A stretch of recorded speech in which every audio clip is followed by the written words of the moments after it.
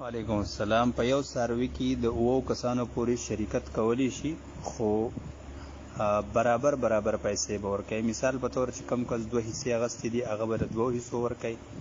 100 حصې په دې کې کول غواړي، دغه څاروي به دومره حصې شي، د هغې قیمت به بیا تقسیم شي، نو چې د چا 100 حصې هغومره حصې به په دې کې د قربانۍ د هغې پیسې به ورکوي. نو کولی شي پکې 2 حصې پکې هم کولی شي.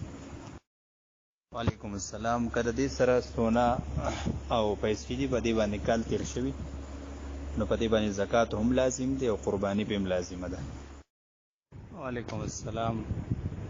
په غټ څاروي کې 1 کس، 2 کسه، 3 کسه، 4 کسه، 5 کسه، 6 کسه، 7 کسه دا پکې شامل دي شي. که 4 پکې شاملېږي هم شامل دي شي، طاق عدد ضروري نه دی. 6 پکې هم شامل دي شي، 7 پکې هم شامل دي شي.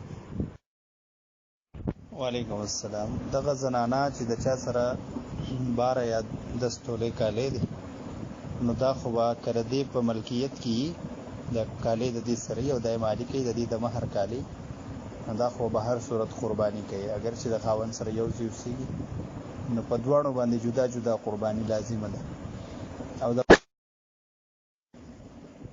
وعلیکم السلام. بهتره خدا ده چې سړی د چاندۍ قیمت معلوم کی او بیا هغې له په 2.50 کې ضرب ورکړي، 52.5 کې.